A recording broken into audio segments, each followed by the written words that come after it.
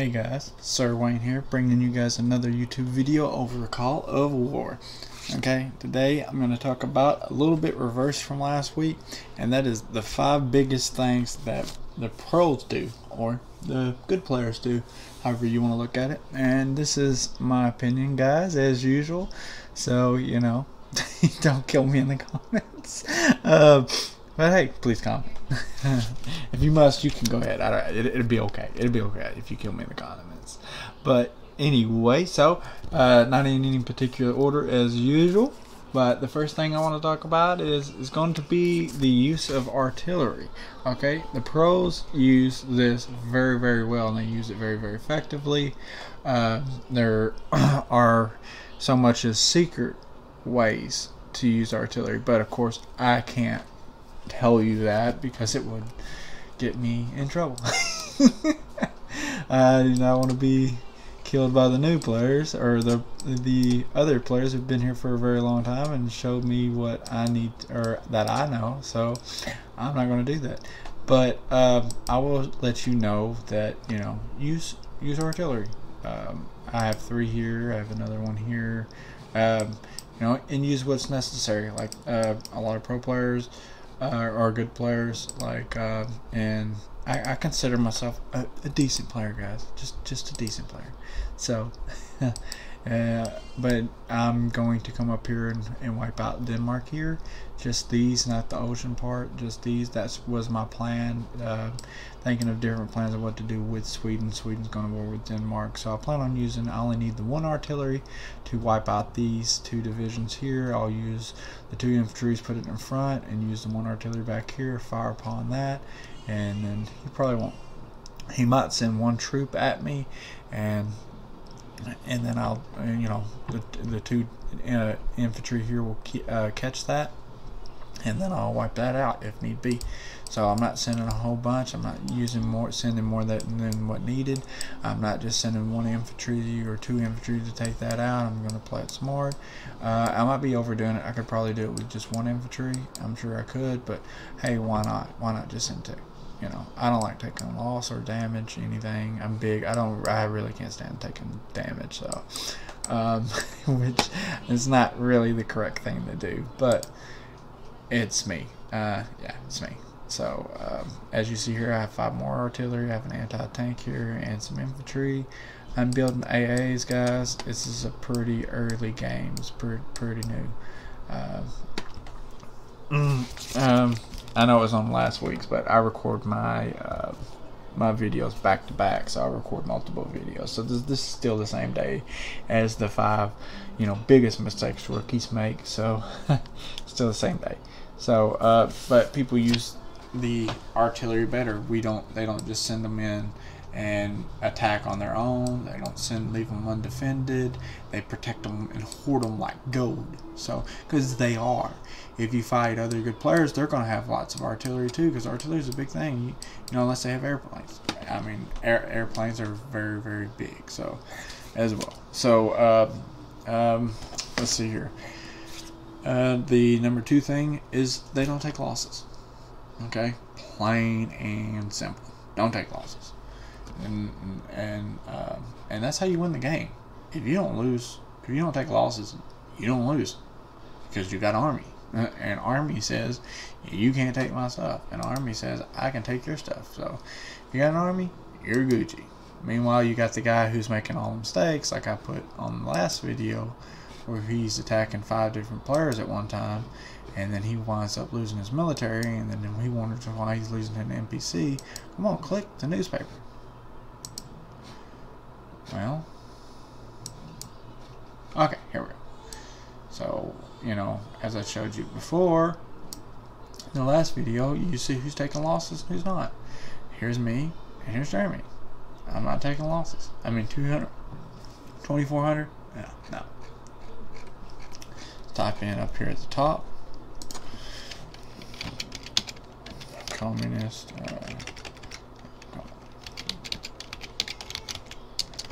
Russia. Alright, so this is going to bring in everything that involves me, okay? Alright, there's not a lost column there at all. Let's go to day 5. and you can do this for anybody. If you go to my newspaper, guys, please go to my newspaper video. Check it out. I go over all of this and how to use it. Communist Russia versus Poland. I did take some loss there, but it was day 1 and he attacked me. So, I mean, get off me. So I took a loss here. Armor car. Here's our losses here. This is Germany when I fight in Germany. I don't think I took any losses. You can see that there. I don't think I took any losses there. But armor car, who cares? Okay.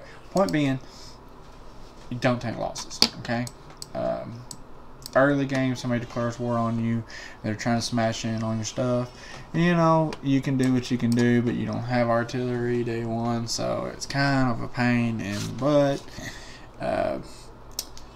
The third thing I'm going to say is going to be the use of air. Control the skies, or aka air superiority. So,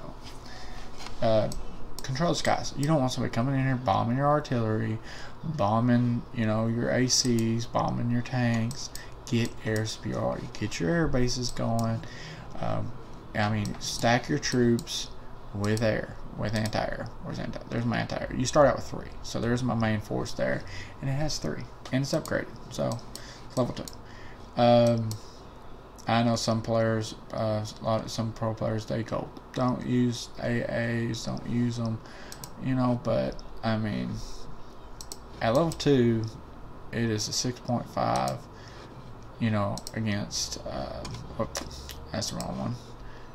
It is a 6.5 against air, so right there. So I think it's pretty damn decent, right? Pardon my French, but I think it's pretty decent. So you got 3 of them, 6.5 times 3, you know, what's that, 19.5? So you got 19.5 against air, just in case you don't have nothing, you know. And if it's day 2 or 3, people don't have a lot of bombers. Like this is day, come on, day 3, okay? So it's day 3, and I've got 2. If I see somebody with 3 anti-air, and if I see that coming at me, I'm not bombing it, because you got to think the infantry's on it too. So 1.5 for all 5 of the infantry too, and the artillery might have something 1 point. So, but it all adds up. It all adds up, and you got to think that they, you know, the whole army will take some of the damage off the tactical bombers.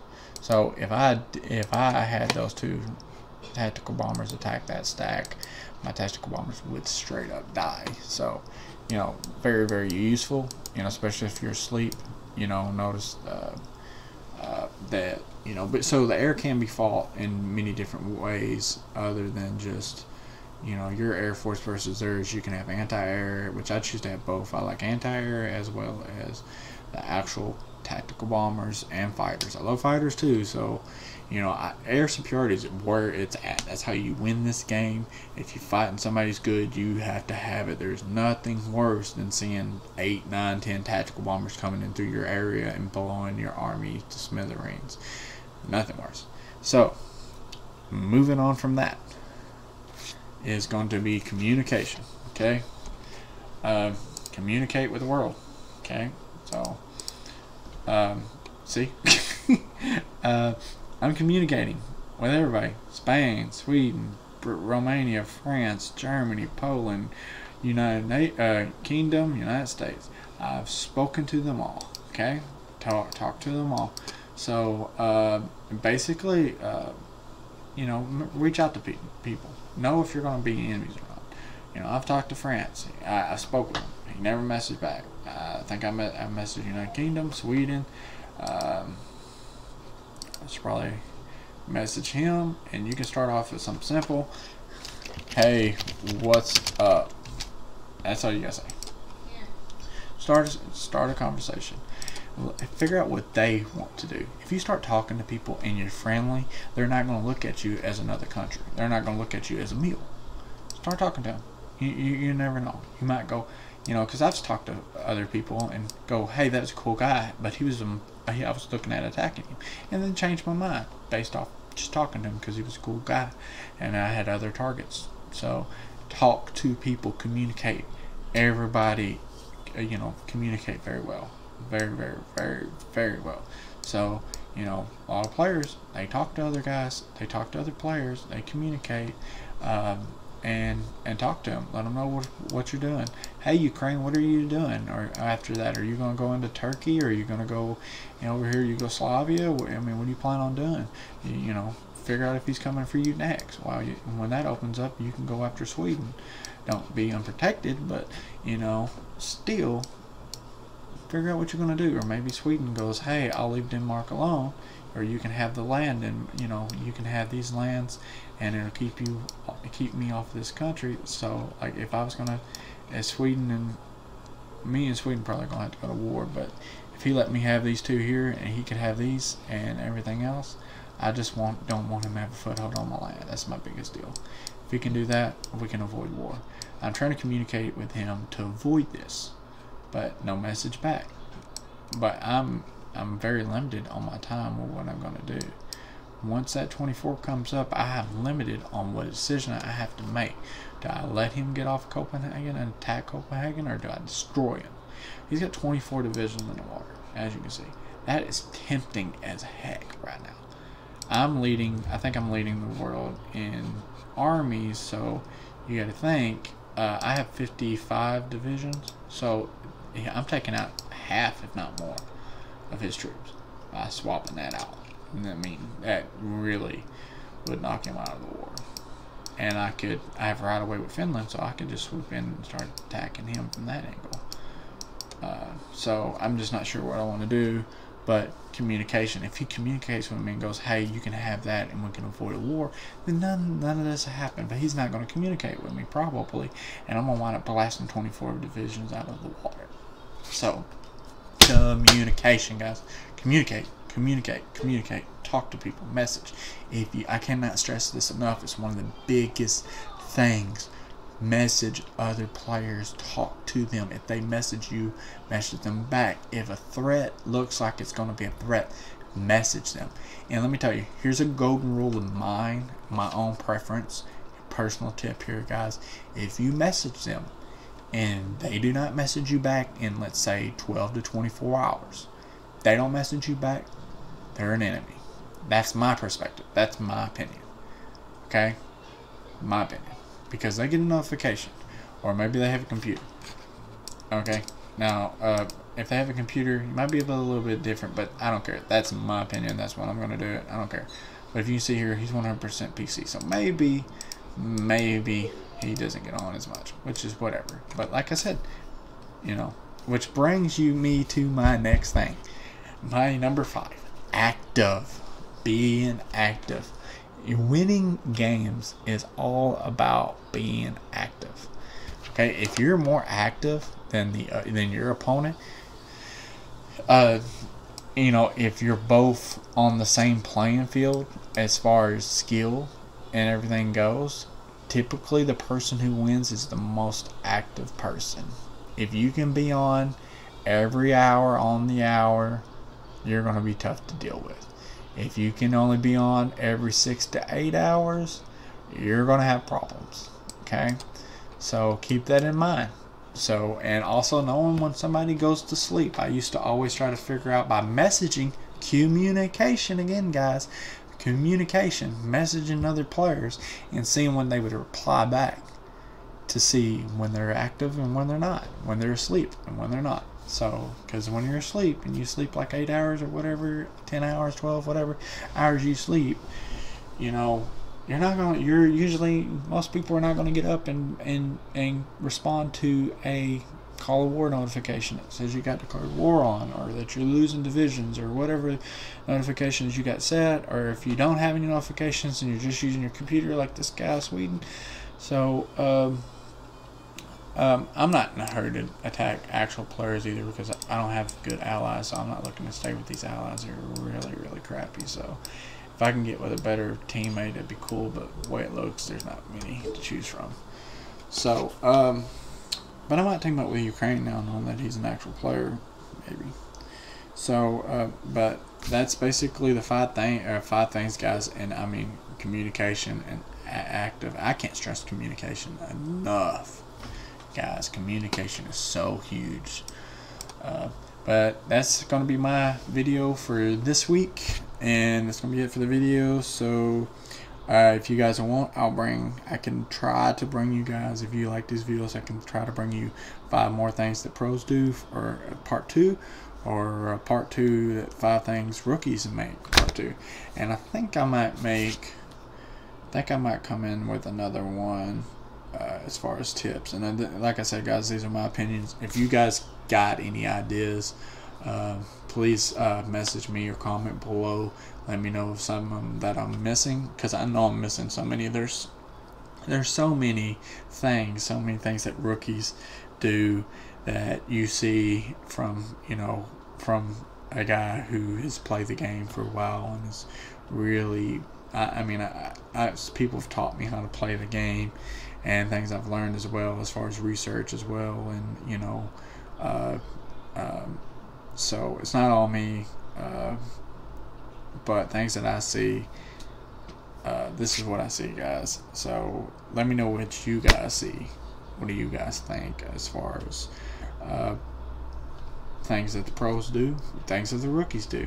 So let me know what makes you upset. I'm going to try to bring you guys some other videos too, as far as let's see here, the strongest units in the game, the top 5 weakest units in the game.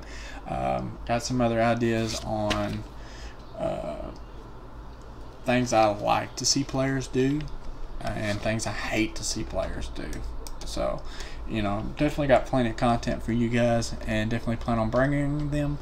Not sure what I'm going to bring you guys next week. I think I might bring another video on mistakes or things that pros do. So whatever you guys think, comment, let me know, and I'll make a video on whatever you guys want me to do. Just let me know which video you'd rather see, pros do or rookies do.